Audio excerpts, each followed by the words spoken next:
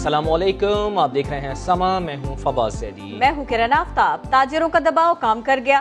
सुबह तक कश्मकश की शिकार सिंध हुकूमत ने बिल आखिर लॉकडाउन में नरमी करेंगे ऐसा फैसला कर लिया। कारोबार का दौरानिया 2 घंटे तक बढ़ा दिया गया।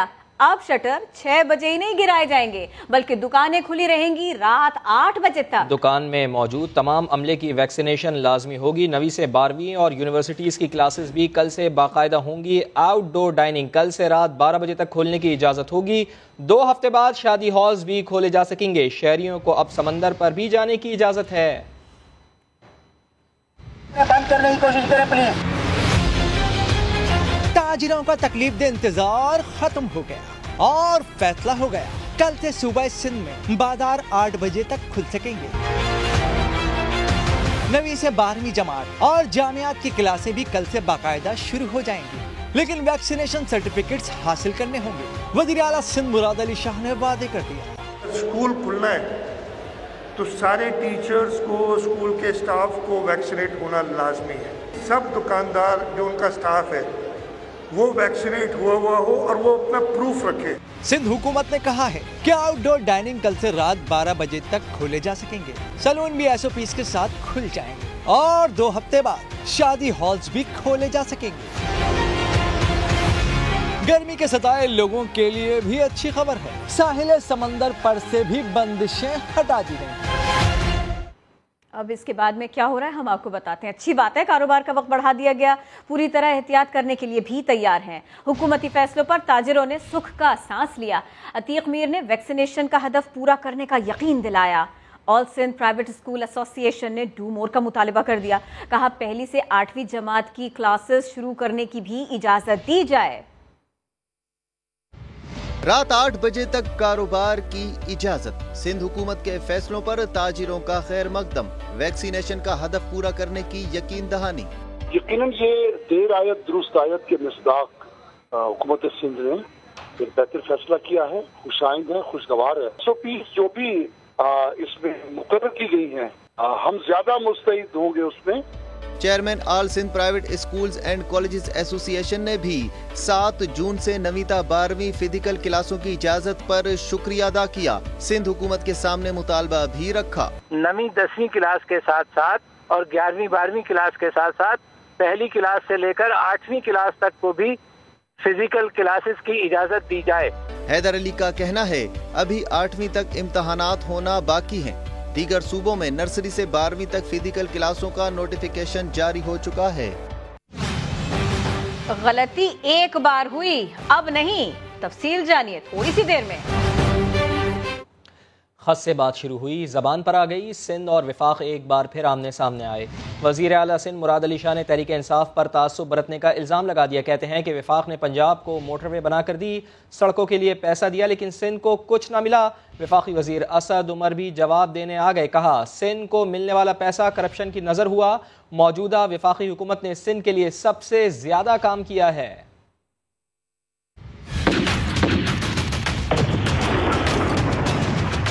सिंध को एग्जीक्यूट करने के लिए कोई नई स्कीम नहीं दी गई।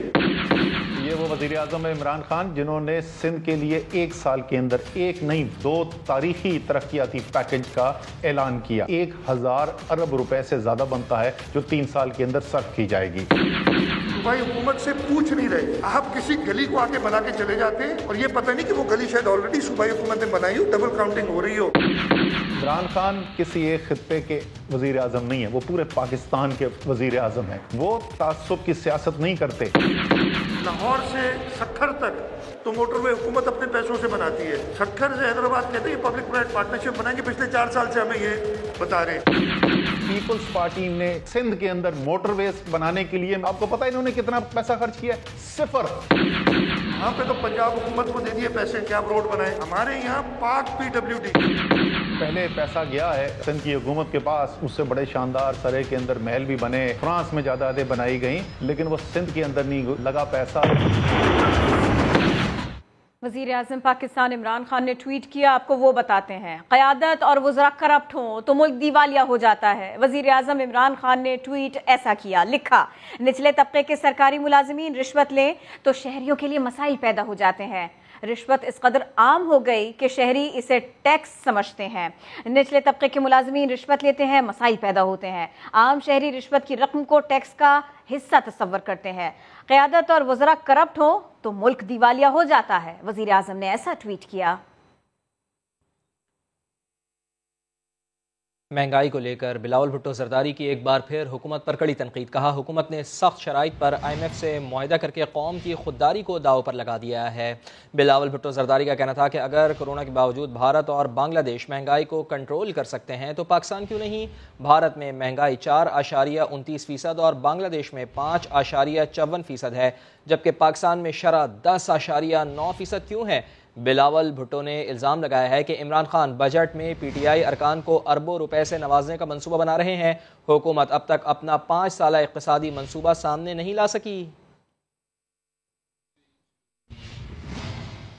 वफाकी वज़ीर दाखिला शेख रशीद ने अपोजिशन को निकम्मी तरीन करार दे दिया। बोले, हुकूमत को कोई खतरा नहीं, बजट में जहांगीर तरीन ग्रुप से पूरे वोट मिलेंगे। इस्लामाबाद में गुफ्तगू करते हुए शेख रशीद का कहना था कि नवाज शरीफ तो गोली देने में कामयाब हो गए, मगर शहबाज शरीफ को हमने जाने से रोक लिया। इस मुल्क में मैं कोई अपोजिशन नहीं देख रहा इमरान खान की। सॉरी टू से, इतनी नाअहल, नालायक, नकम्मी, नकट्टू, बेकार किस्म की थकी हुई अपोजिशन मैंने नहीं देखी। ये दिसंबर 30 इनकी लास्ट डेट थी और आज 11 तारीख को बजट पेश हो रहा और इंशाअल्लाह इमरान खान की हुकूमत से मुझे पूरी तवक्को है कि तनख्वाहों में, खास तौर पर पेंशन में इजाफा होगा। JUI जाने और F जाने और नून जाने, ये आपस में जूतियों में दाल बट रही है। इमरान खान लकी आदमी है, उसका स्टार बुलंद है। इमरान खान मुकद्दर का सिकंदर है, उसको ऐसी निकम्मी अपोजिशन मिली जिसका कि ये मसला हो रहा है। नवाज शरीफ गोली देने में कामयाब हो गए, जिसका दुख इमरान खान को भी बहुत ज्यादा है, लेकिन शहबाज शरीफ को रोक लिया गया और मेरी मिनिस्ट्री ने उनको ECL में डाला है। 15 दिन ECL में जो दरखास्त देने के होते हैं वो कल गुजर चुके हैं। मिनिस्ट्री में, इंटीरियर में उन्होंने कोई दरखास्त नहीं दी। कोई खतरा नहीं है, सारे याद रखना जहांगीर तरीन के पूरे वोट पड़ेंगे इमरान खान के बजट पर। मुस्लिम लीग नून के रहनुमा राना सनाउल्लाह ने एस्टेब्लिशमेंट से राबितों की तरदीद कर दी। कहा, नून लीग का मकसद सिर्फ साफ और शफाफ इंतखाबात है। बिलावल भुट्टो जरदारी का बयानिया सियासी तौर पर सूदमंद नहीं हो सकता। राना सनाउल्लाह ने समा के नुमाइंदे मोहसिन बिलाल से खुसूसी इंटरव्यू में क्या बातें की, आपको दिखाते हैं। PMLN ने कोई राब्ता नहीं किया, किसी और अपोजिशन जमात ने भी ये राब्ता नहीं किया। इस्टेब्लिशमेंट जो है वो इसको ले तो आई है, सहारा जो इस्टेब्लिशमेंट की तरफ से मिल रहा है वो वजह बन रहा है पॉलिसीज की, जिनकी वजह से मुल्क जो है वो पीछे की तरफ जा रहा है। वो सहारा खत्म हो जाता है तो फिर तो ये रेत की दीवार। मियां शहबाज शरीफ साहब सिर्फ अपने इलाज की गर्ज से जाना चाहते थे। मियां नवाज शरीफ साहब से कोई बात ही करनी थी तो टेक्नोलॉजी का जमाना, कौन सी बात है जो यहाँ बैठ के नहीं हो सकती। हमारा मकसद है वो ना मज़ामत है ना मुफाहमत है। हमारा मकसद जो है वो फ्री फेयर इलेक्शन है। रायबंद का वज़ीर आज़म नवाब शाह का सदर की बात की है वो दुरुस्त नहीं थी। उनका अपना मौक़िफ़ जो था मियां नवाज शरीफ साहब की बीमारी से मुतल्लक, और जब वो बाहर जाना चाहते उस वक्त, तो उन्हें ये चाहिए था कि वो इन चीज़ों का ख्याल करें। आखिर वो एक बड़ी पार्टी को लीड कर रहे हैं। कोई बीमार है तो हमें बताएं, इलाज हाजिर है। तफसील थोड़ी सी देर में। मुआवने खुसूसी शहबाज गिल ने नून लीग पर चढ़ाई कर दी। कहते हैं कि बजट के दिनों में नून लीग मुकम्मल साइलेंट मोड पर है। लीगी तर्जुमान कुछ तो बोलें वरना उनकी नौकरी खतरे में पड़ जाएगी। जो बाहर बैठा है उसे वापस लाने की कोशिश करेंगे। ये जहां जाएंगे इमरान खान को अपने सामने पाएंगे। कितनी बदकिस्मती है नून लीग की कि मुकम्मल म्यूट मूड पे है। ये वही पार्टी थी कि यहाँ कोई बात नहीं कर सकता था इनके बारे में। जेडी बाजी तड़थली मूड पे सी, वो बाजी आज साइलेंट मोड पे है। बाजी दे नाल चाचा भी साइलेंट मोड पे है। दिवालिया मुल्क करके हमें दिया। पहले 2 साल तुसी भी चंगा तोता सानू, और इन्होंने तो धोना ही था क्योंकि इनकी करप्शन पकड़ी जा रही थी। जिन्हों हथ पांदे सा कब्जा माफिया निकलता। दानिया अजीज देखे तो उसने कब्जा किया हुआ है। खुरम दस्तगीर साहब देखे तो उन्होंने कब्जा किया हुआ है। तहमीना दौलताना साहबा देखे तो उनके कब्जे के मामला निकल रहे हैं। माइजा अमीद साहब है, उनके शौहर ने कब्जा किया हुआ है। जावेद लतीफ साहब, उन्होंने कब्जे किए हुए हैं। वो जो साहब बाहर बैठे हैं उन्हें भी वापस लाने की कोशिश करेंगे। जो परिंदे यहाँ से उड़ना चाहते हैं उनको छोड़ेंगे खुला ही, लेकिन पर काट के। ये कबूतर इधर ही कुंकू कुंकू करके फिरेगा, उड़ेगा नहीं आप इस मंडेर से।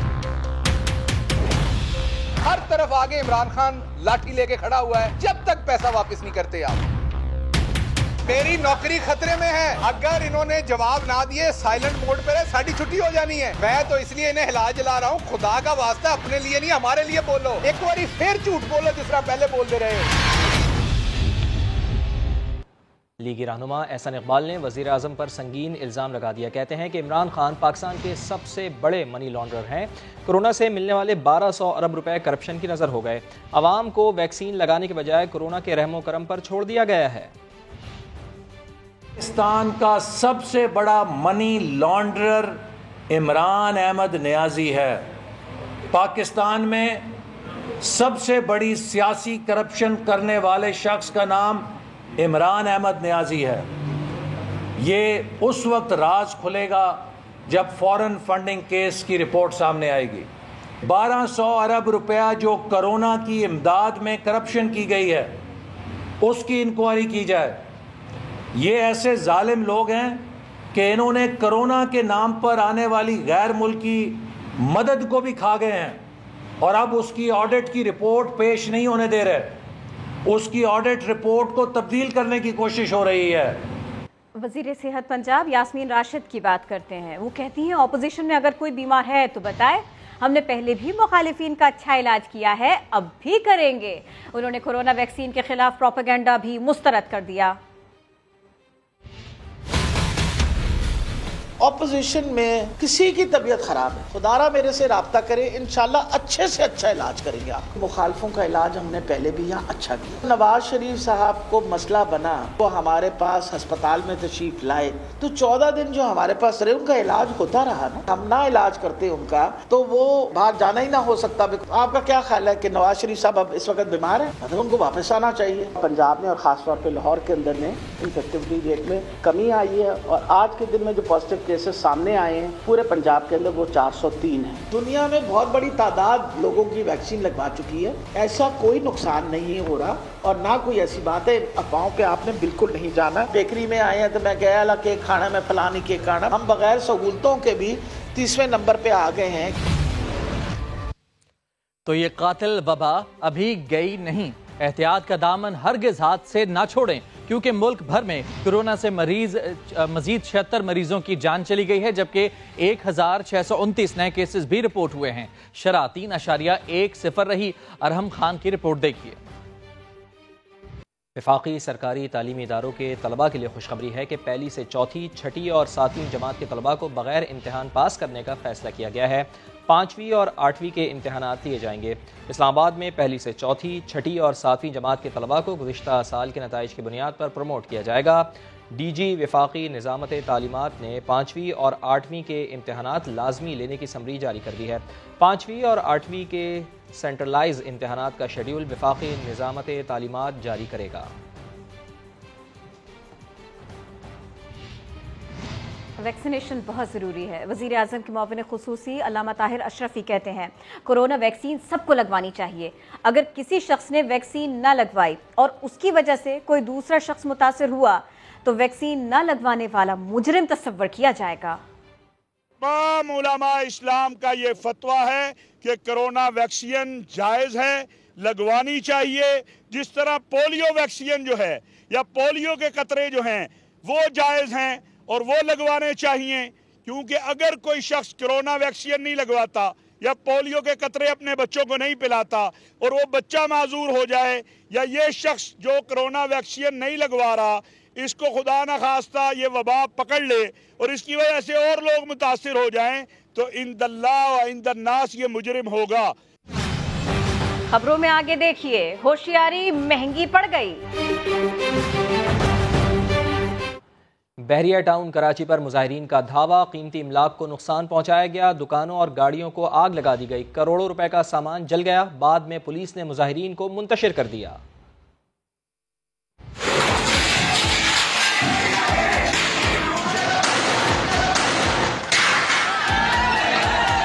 कराची सुपर हाईवे पर एहतिजाज, मुश्तइल मुजाहिरीन का बहरिया टाउन पर धावा।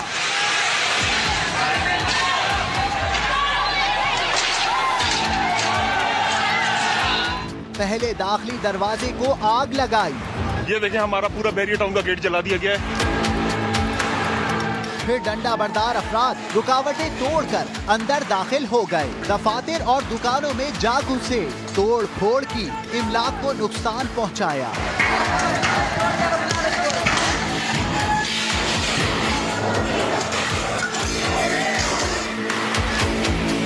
मुजाहिरीन ने दर्जनों गाड़ियां और मोटरसाइकिलें भी जला दी। अल्लाह पाक खैर करे यार।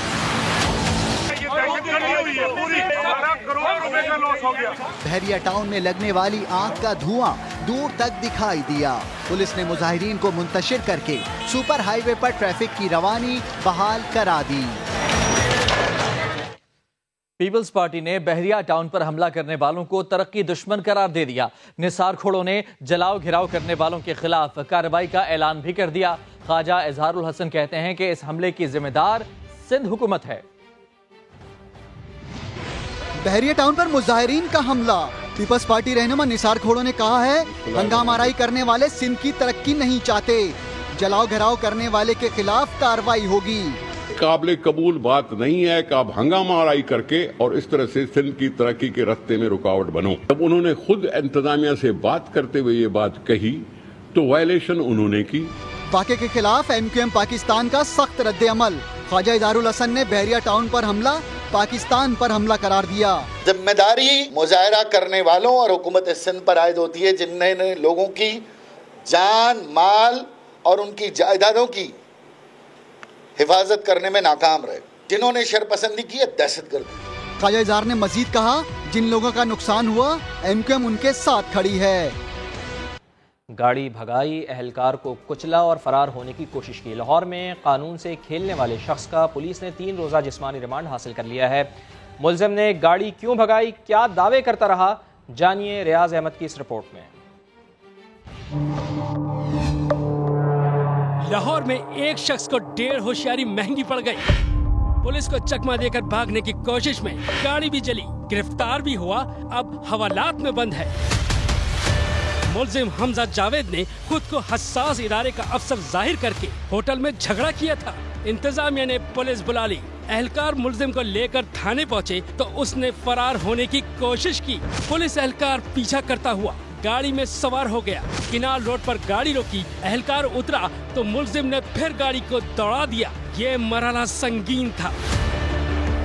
एहलकार पहिए के नीचे आ गया। मौके पर मौजूद राहगीरों ने बमुश्किल एहलकार को निकाला। एहलकार के रेस्क्यू होते ही मुलजिम ने एक बार फिर गाड़ी को दौड़ा दिया। वीडियो में फरार होती गाड़ी के नीचे एक मोटरसाइकिल को भी देखा जा सकता है। कुछ दूर जाने के बाद जमीन से रगड़ लगने से मोटरसाइकिल में आग लगी, जिसने पूरी गाड़ी को लपेट में ले लिया। पुलिस ने हमजा जावेद को गिरफ्तार करके 3 रोजा जिस्मानी रिमांड ले लिया। मुलजिम का दावा है कि वो फैसलाबाद में टेक्सटाइल मिल का मालिक है। नई गाड़ी खरीदने माल रोड जा रहा था और गाड़ी में 2.5 करोड़ रुपए मौजूद थे। ताहम मुलजिम का ताक़ुब करके इसे रोकने वाले जख्मी कांस्टेबल मुनव्वर खान कहते हैं कि मुलजिम झूठ बोल रहा है। जैसे वो दूसरा कांस्टेबल नीचे उतरा तो इसने गाड़ी भगा दी, वो निकल गया आगे, उसने लॉक कर दी गाड़ी। गुजरते हुए वो जेल रोड की तरफ चला गया। जेल रोड से फिर केनाल रोड पे चल गया।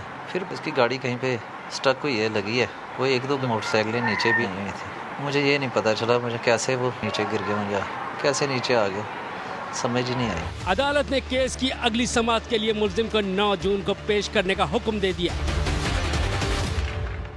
उधर रावलपिंडी में डाकुओं ने गाड़ी छीनने की कोशिश की, जिसे डॉल्फिन फोर्स ने नाकाम बना दिया।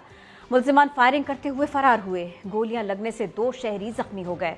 ताक़ुब के दौरान मुलजिमान ने डॉल्फिन फोर्स की मोटरसाइकिल को कुचल डाला। एहलकार जख्मी हुआ।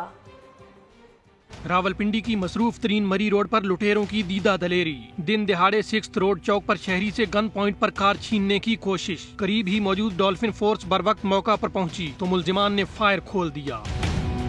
डाकुओं की फायरिंग से मोटरसाइकिल सवार मर्द और खरीदारी के लिए आई खातून जख्मी। दोनों होली फैमिली अस्पताल मुंतकिल। गर्दन में गोली लगने के बायस मर्द की हालत तशवीशनाक है। फायरिंग अचानक हुई है, एकदम सारे भाग दौड़ हो गई, एकदम क्या हुआ। इधर एक बंदा सामने, उसको भी गोली लगी है और एक इधर लेडीज कस्टमर खड़ी थी, उनको भी गोली लगी है। रावलपिंडी में वारदात में नाकामी पर लुटेरे इस्लामाबाद की तरफ फरार। गाड़ी से डॉल्फिन फोर्स की मोटरसाइकिल बुरी तरह कुचल दी, एक एहलकार जख्मी। इस्लामाबाद में दाखिल होते ही मुलजिमान ने अपने जेर इस्तेमाल गाड़ी छोड़कर एक और शहरी से गाड़ी छीनी और सेक्टर E7 के करीब जंगल में छुप गए। पुलिस का सर्च ऑपरेशन जारी है। तहरीके इंसाफ के रुकने सिंध असेंबली खुर्रम शेर जमान रिपोर्टर बन गए। कोरंगी रोड के करीब शराब खाने पर छापा मारा, कहा इतवार को बाकी कारोबार बंद है लेकिन शराब बिक रही है। ये कैसी पाबंदियां हैं जो शराब खाने पर आयद नहीं होती? इस वक्त हम मेन कोरंगी रोड के ऊपर हैं और मैं बताना चाहूँगा कि ये वाइन शॉप यहाँ पर खुली हुई है। पूरा कराची बंद किया हुआ है और ये यहाँ पे ये मुसलमानों को शराब बेच रहे हैं। कराची शहर के अंदर जितने शराब खाने हैं वो खुले हुए और कराची के शहरी जो है वो कारोबार नहीं कर सकते। अभी मैं आया हूँ तो उन्होंने खिड़की बंद कर दी है। ये बच्चे ने भी मेन कोरंगी रोड से शराब खरीदी है। ये इसका चेहरा मैंने छुपा दिया, मैं नहीं चाहता हूँ उसका दिखाऊँ। ये सिंध हुकूमत कर रही है, मतलब पूरा शहर बंद है लेकिन सिंध हुकूमत की शराब जो है वो बिकनी चाहिए। आगे आ रहा है, ये शादी नहीं हो सकती।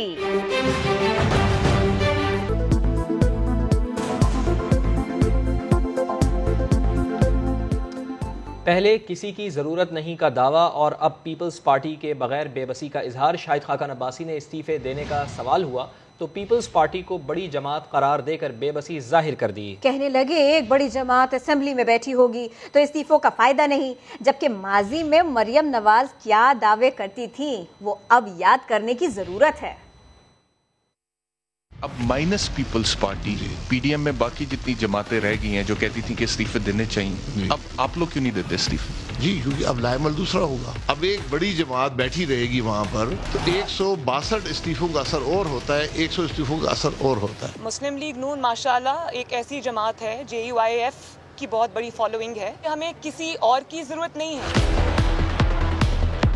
अब एक बड़ी जमात बैठी रहेगी वहाँ पर, अपनी हुकूमत अमली नहीं बनानी पड़ेगी। JUIF या PMLN है, हमें किसी और की जरूरत नहीं है। इस्तीफे हमारा एटम बम है। आप लोग क्यों नहीं देते इस्तीफे? जी, क्योंकि अब लाएमल दूसरा होगा। किसी और की जरूरत नहीं है। Everybody should cool down, calm down.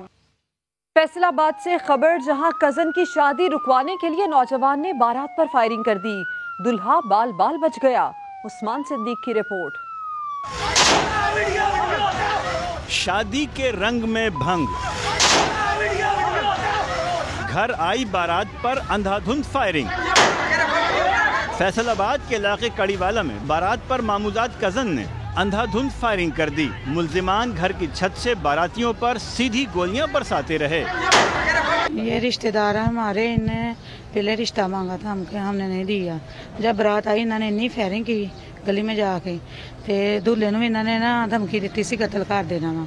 बहुत मुश्किल बचाया असी। ऐनी शाहिद कहते हैं मुल्जिमान बाअसर और सारा इलाका उनसे खौफजदा है। इन्होंने फायरिंग की है और ये मेरी दुकान है, हमने अपने बूहे मोरे खड़े थे और मेरे पिस्टल रख के इन्होंने इतने सीने थे, इन्हें कहा बाग। मैं कहा नहीं मैं भागना हूँ, कहाँ पैर मारो। बीवी मेरी ने कहा इन्होंने मारो, मैनू मारो। उन्होंने उन्होंने मार के थले सुट के लत्तां मारियां। पुलिस के मुताबिक थाना निशाताबाद में मुकदमा दर्ज करके 2 अफराद को गिरफ्तार कर लिया, जबकि बाकी मुल्जिमान की गिरफ्तारी के लिए छापे मारे जा रहे हैं। कैमरामैन हाफिज उवैस के साथ उस्मान सिद्दीक, समा, फैसलाबाद। बर्गर देर से देना जुर्म बन गया। सक्खर में वडेरे के बेटे ने साथियों समेत दुकानदार को तशद्दुद का निशाना बनाया। इसी पर बात होगी समा के नुमाइंदे साहिल जोगी से। साहिल जोगी, बात बस यही थी या ये बहाना बनाया इन्होंने, मामला क्या है? जी बिल्कुल, सक्खर में वडेरा गर्दी ये सामने आई है। एक वडेरा का बेटा है जो दुकान पर जो है गुंडागर्दी करते हुए नजर आ रहा है। ये बर्गर का एक दुकान है जिस पर एक 62 का बेटा आया है और उसने बर्गर देर से देने पर जो है दुकानदार को थप्पड़े बरसाई है।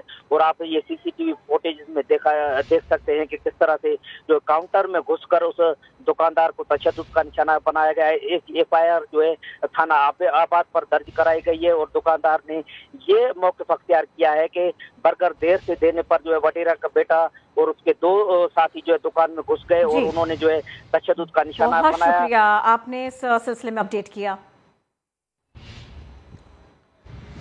अफसोसनाक खबर के मानसेरा के नवाही इलाके में गाड़ी खाई में जा गिरी, खवातीन समेत 6 अफराद जाँ बहक और 4 जख्मी हो गए। रेस्क्यू के मुताबिक मानसेरा से थुरमंग जाने वाली पिकअप गोजरा पुल के करीब बेकाबू होकर खाई में जा गिरी। हादसे में 2 खवातीन समेत 6 अफराद जान से गए और 4 जख्मी हुए। जख्मियों को किंग अब्दुल्ला अस्पताल मुंतकिल कर दिया गया है।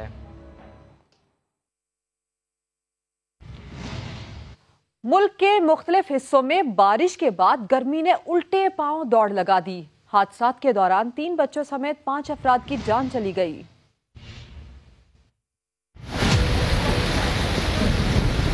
दादू में आंधी और बारिश, मेहड़ बाईपास के करीब घर का छज्जा और दीवार गिर गई, 3 बच्चे जाँ बहक, 1 बच्ची जख्मी हुई। खैरपुर में बारिश के साथ मट्टी के तूफान ने निजाम जिंदगी मफलूज कर दिया। तेज हवाएं चली, दरख्त सड़कों पर आ गिरे। लड़काना और कंदकोट में बारिश के बाद बिजली का निजाम मुतासिर हुआ। मीरपुर खास और टंडोला यार में तेज हवा के साथ बारिश हुई। 17 से ज्यादा फीडर्स ट्रिप कर गए। सक्खर में बारिश के बाद सोलर प्लेट गिरने से खातून शदीद जख्मी हो गई।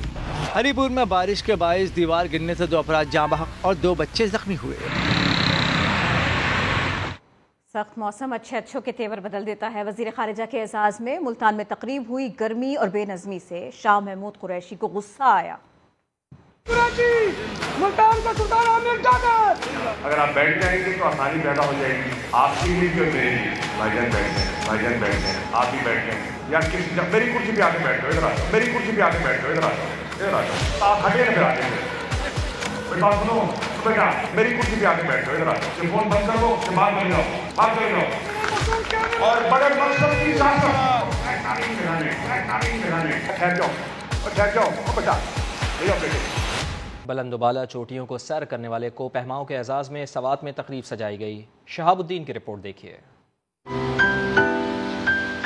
सयाहों की जन्नत स्वाद कोहपैमाओं का भी मस्कन बन गया। दुनिया की बुलंद तरीन चोटियां सर करने वालों के एजाज में महफिल सजाई गई। खतरनाक तरीन चोटी नारपोडना सर करने वाले पाकिस्तान के सबसे कम उम्र कोहपैमा शहरोज काशिफ और K2 को सर करने वाले सरबाज खान समेत कौमी कोहपैमाओं ने अपने तजुर्बात शेयर किए। यूथ एम्बेसडर बनाने का ऐलान किया है, तो आई डोंट थिंक सो कि अब आई थिंक ये चीज़ें उठ रही हैं, तो I think progress Aahista Aahista ही आती है। अभी भी पाकिस्तान में ऐसे लोग हैं जो माउंटेनियर्स और नेचर से प्यार करते हैं, तो यहाँ के बहुत अच्छा लगा। खैबर पख्तूनख्वा के सेक्रेटरी इत्तलात तकरीब के मेहमान खुसूसी थे। उन्होंने कोहपैमाओं में शील्ड्स तकसीम किए। हमारे पास यही ऑप्शन है कि हम अपने आप को इससे वो रोशनास कराएं, जाएं, ये इलाके देखें और जो हम देखें अपने दोस्तों के साथ शेयर करें।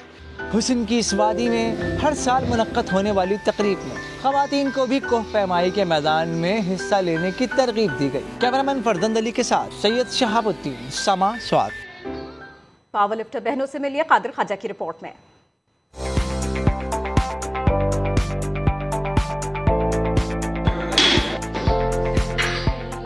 कुछ करने की लगन हो तो हर मुश्किल आसान बन जाती है। लड़कों के खेल वेट लिफ्टिंग में लाहौर की बहनों के चर्चे। ट्विंकल सुहेल, साइबल सुहेल और वेरोनिका सुहेल लॉकडाउन के बावजूद ट्रेनिंग में मसरूफ। घर को ही ट्रेनिंग सेंटर बना लिया। तीनों बहनें मेहनत और लगन के साथ दिन में 2 वक्त ट्रेनिंग करती हैं। मैं 2015 में भी गोल्ड मेडल ले चुकी हूँ एशियन बेंच प्रेस का, और 2017 में 4 गोल्ड मेडल ले चुकी हूँ, और 2018 में फिर मैंने गोल्ड मेडल लिया। जो रिकॉर्ड है और अपना जो टोटल है वो बरकरार रखना चाह रहे हैं और मज़ीद टोटल बढ़ाना चाह रहे हैं ताकि पाकिस्तान का नाम ज़्यादा से ज़्यादा रोशन कर सकें। महदूद वसाइल के बावजूद तीनों बहनों के जज्बे बुलंद और हौसले जवां हैं। मैं पावर लिफ्टिंग में 250 kg वेट उठाती हूँ और वेट लिफ्टिंग में 135 kg, और उसके साथ साथ गोल्स ये हैं कि आगे वर्ल्ड लेवल पे हम पार्टिसिपेट करें।